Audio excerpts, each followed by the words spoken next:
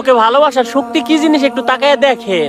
শুনছিলাম Ayatollah Ali খামেনির জানাজায় লোক হইব 2 কোটিরও বেশি, এখন শুনতেছি 3 কোটিরও বেশি। এটাই তো আল্লাহকে ভালোবাসার শক্তি।